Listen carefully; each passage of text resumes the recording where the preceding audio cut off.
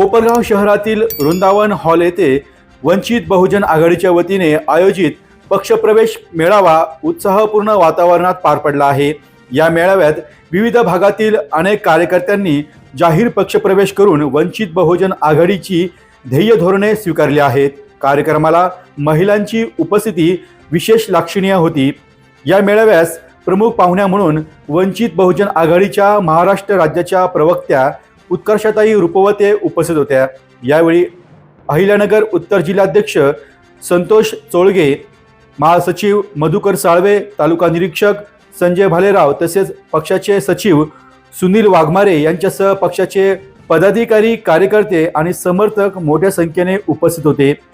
प्रकाश दुशिंग यांच्या नेतृत्वाखाली मोठ्या संख्येने समाज बांधवांनी वंचित बहुजन आघाडीत प्रवेश केला आहे। यामध्ये बाबासाहेब कोपरे, देवीदास गायकवाड, संतोष कोपरे, मारुती कोपरे, सुनील कोपरे, संदीप दुशिंग, आकाश दुशिंग, हेमंत कोपरे, किशोर दुशिंग, आनंद कोपरे, आदित्य गायकवाड, कृष्णा गायकवाड, विकास दुशिंग, दीपक कोपरे, प्रमोद कोपरे, सागर कोपरे, रमेश कोपरे, अजय कोपरे, किरण दुशिंग, अमोल थोरात, रमेश दुशिंग, दादू गायकवाड, सुशील कोपरे, बाळू कोपरे, एकनाथ कोपरे, लक्ष्मण कोपरे आणि सिद्धार्थ कोपरे यांच्यासह अनेक कार्यकर्त्यांचा समावेश आहे। मेळाव्यात उपस्थित मान्यवरांनी वंचित बहुजन आघाडीची विचारधारा, सामाजिक न्यायाची भूमिका, पक्षाची ध्येय धोरणे आणि संघटन अधिक मजबूत करण्यासाठी कार्यकर्त्यांनी गावागावात पक्षाचे कार्य प्रभावीपणे पोहोचवण्याचे आवाहन केले आहे।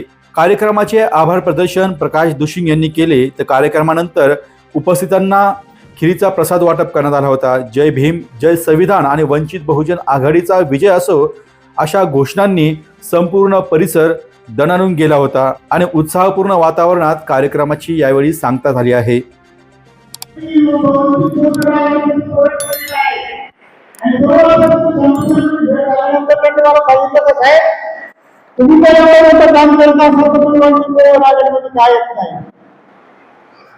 मी संगमनेर गटात श्रीमती पालवाड साहेबांनी शब्द दिला होता, साहेब या पक्षाची फक्त एखादी चूक माझ्या लक्षात आली, त्या पक्षाने मला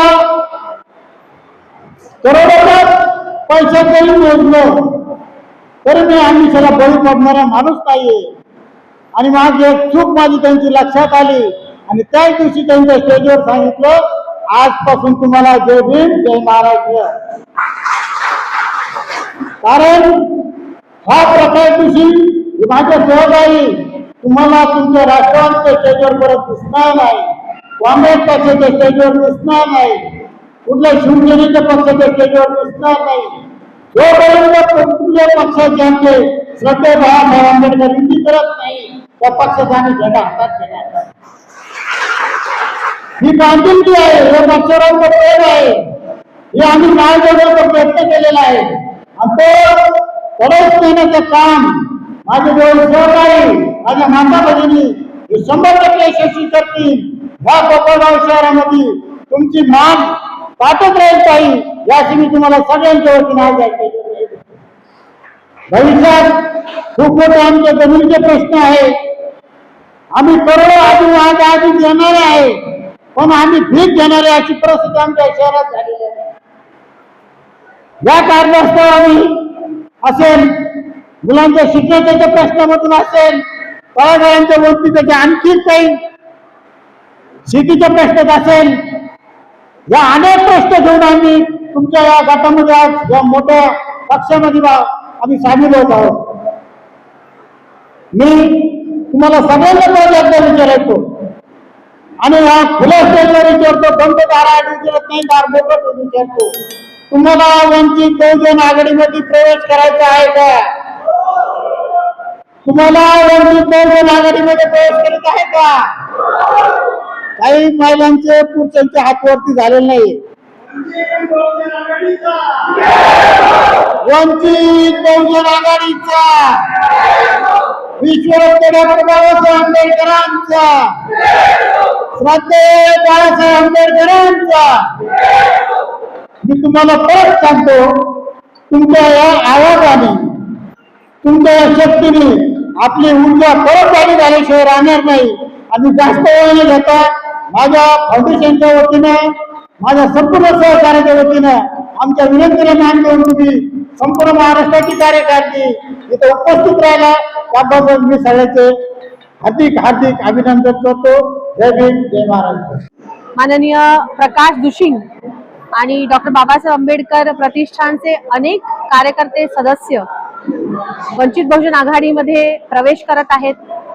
आम्हाला अतिशय आनंद आहे की कमी वेळामध्ये पक्षाने एक चांगली उभारी ही नगर जिल्ह्यामध्ये घेतलेली आहे. मागच्या स्थानिक स्वराज्याच्या निवडणुका असो किंवा आता झालेली राहुरीची बाय इलेक्शन असो, इथे पण वंचितनी आपलं एक अस्तित्व निर्माण केलेलं आहे. आमचे जिल्हाध्यक्ष संतोषदादा चौकी असतील, महासचिव साळवे साहेब असतील, सगळेच तालुकाध्यक्ष असतील, एक चांगलं काम आणि एक चांगलं युनिट हे शिर्डी लोकसभा उत्तरेचं आमचं तयार झालेलं आहे. आणि ज्या प्रकारचं काम बाळासाहेब आंबेडकरांच्या नेतृत्वाखाली वंचित बहुजन आघाडी आज महाराष्ट्रामध्ये मुख्य विरोधी पक्ष म्हणून उभी राहते, याचा आम्हाला सार्थ अभिनंदन. तेच काम कोपरगाव मध्ये सुद्धा पुढच्या काळामध्ये करण्याचा आमचा मानस आहे. आताच्या राज्याच्या गरीबाचे राजकारण चाललेलं आहे, त्याच्यावरती आपल्या वंचित बहुजन आघाडी पुढची रणनीती काय असणार? मी जसं म्हटलं की विरोधी पक्ष म्हणून काँग्रेस असो, राष्ट्रवादी काँग्रेस असो आणि शिवसेनेचा उद्धव ठाकरेंचा गट असो, हा पूर्णपणे कॉम्प्रोमाइज झालेला आहे. विधान परिषदेच्या निवडणुकी ज्या आता झाल्या त्याच्यात जर बघितलं तर 8 जागा बिनविरोध आणि ज्याची निवडणूक झाली त्या जागांवर पण काय काय झालं हे तुम्ही बघितलं. अमरावती असो, नागपूर असो, 100-150 महाविकास आघाडीच्या नगरसेवकांनी चक्क क्रॉस वोटिंग केलेली आहे.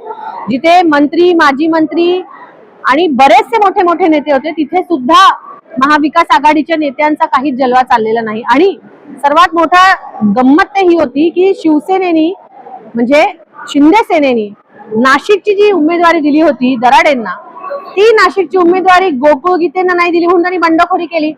आणि ते जिंकून आणण्यासाठी महायुतीने ते प्रयत्न केलेच नाही, पण शिवसेना ठाकरे गटाने त्यांची मदत केली. ही जी एक सगळा सर्कस खर तर महाराष्ट्राच्या राजकारणाची हास्य जत्रा झालेली आहे आणि त्याच्यामध्ये वंचितचा रोल हा सर्वात महत्वाचा आहे. कारण भूमिका घेऊन लढणारा पक्ष, प्रस्थापितांबद्दल बोलणारा पक्ष, सरकारवर डायरेक्ट हल्लाबोल करणारा पक्ष आणि नेता जर आज कोणी असेल तर ते वंचित बहुजन आघाडीच आहे. किंबहुना मला तर असं वाटतं की वारंवार सगळ्या निवडणुकांमध्ये वंचित का युती करत नाही, आघाडी करत नाही, म्हणजे वंचित भाजपची बी टीम म्हणणारे जे सगळे हे महाविकास आघाडीचे पक्ष आहेत तेच सध्या भाजपची ए टीम म्हणून आता महाराष्ट्रामध्ये काम करतायत. त्यामुळे वंचितची भूमिका महत्वाची आणि ती आम्ही नक्की बजावणार आहोत.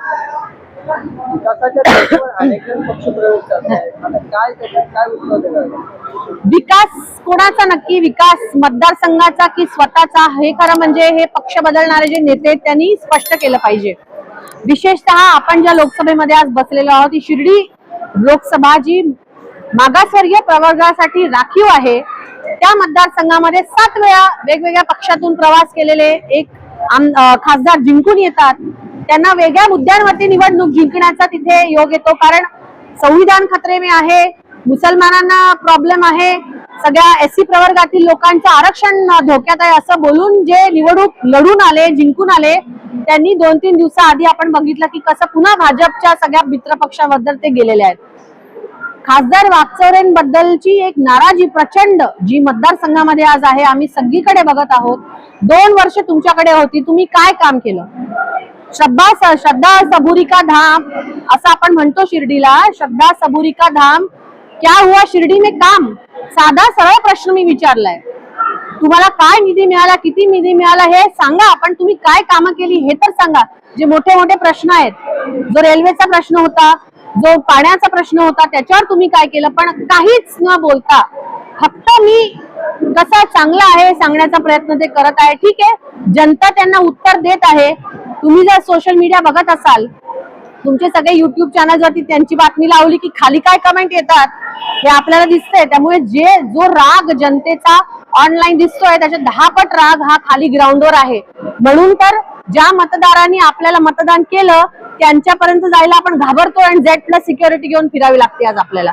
त्यामुळे फोडाफोडीचं राजकारण जे आज महाराष्ट्रात जे सुरू आहे ते अतिशय दुर्दैवी आहे आणि विशेषतः शिर्डी लोकसभेमध्ये हा अनुभव वारंवार आलाय, याचा खेद वाटतो मला.